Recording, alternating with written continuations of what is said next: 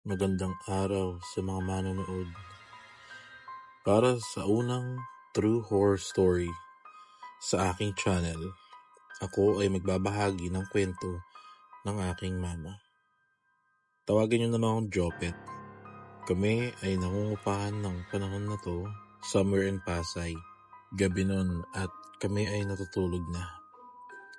Bale wala kaming kwarto that time and nakisleepover ang mga pinsan ko. So tabi-tabi kami sa sala. Ang magkakatabi ay kaming tatlo na pinsan ko, kapatid ko, tas mama ko.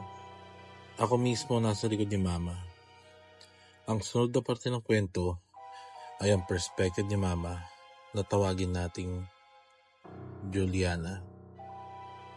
Patulog na ang aking diwa nang biglang may sumiksik sa harap ng dibdib ko.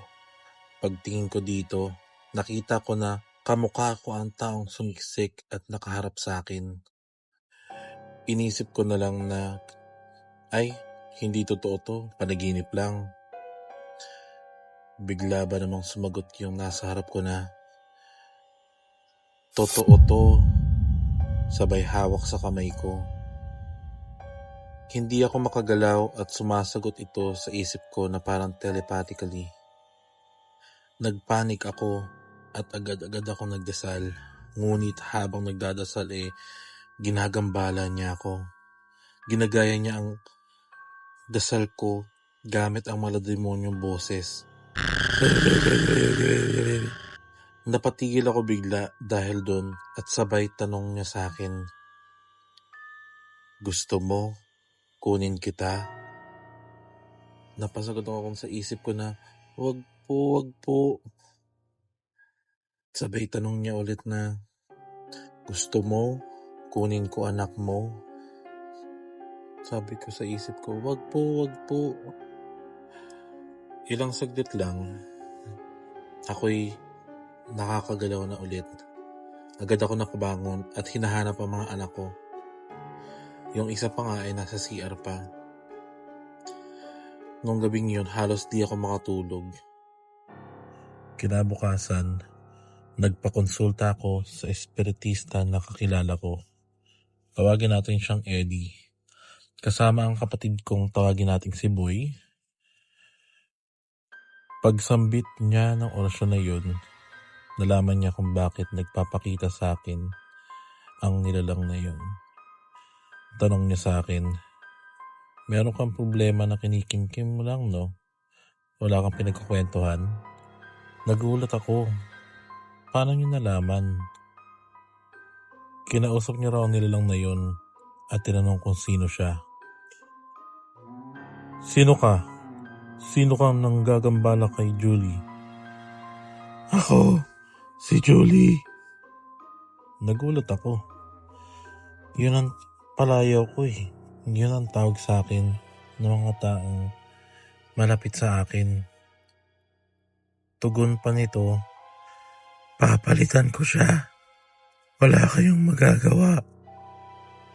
Pagkatapos naman nangyari na yun, agad itong inorasyonan ni Kuya Eddie para maitaboy at hindi na makalapit sa akin.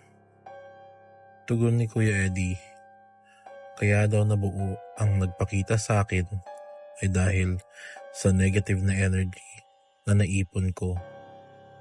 Ganun pala yun. Pag kinikimkim mo lang o binobote mo lang ang problema, maaari kang makagawa ng elemento o pwede nating sabihin na doppelganger mo. Sa tulong ng Kuya Eddie at ng Kuya Boy ko, alam ko na hindi na ako gagambalahin ng elemento na yun. Simula noon, di na ako nagkimkim ng problema. Kinukuwento ko na lang ito sa anak o kapatid ko pag may pinoproblema ako. At ever since that day, hindi na siya nagpakita sa akin. At dyan po nagtatapos ang kwento ng aking mama. Pahabol na kwento, ito ay nangyari pagkatapos itaboy nila Tito Eddie at Tito Boy yung nasabing masamang elemento. Bale, after nila gamutin si mama, nag-inom daw sila. Bigla daw siya binalikan ng elemento na nagngangalang Julie. At ito ang nangyari. Ito ay ayon sa perspective ng tito boy ko. Lasing ako nun nang bigla siyang nagparamdam sa likod ko. Sabi niya sa akin, "Bakit ka nangingilam?" Sagot ko sa kanya, "Putang ina mo. Huwag mo akong guluhin, lasing ako." Tas ayun, bigla siya umalis. Doon na po nagtatapos ang isa sa nakakilabot na kwento ng mama ko. Soon, tatanggap na din ako ng horror stories mula sa inyo. I don't know if I did good, kung okay lang ang pag-narrate ko.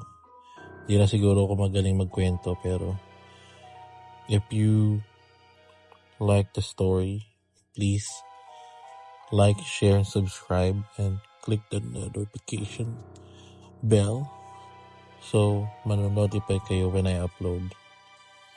Again, comment below for your comments, suggestions. Hanggang sa muli.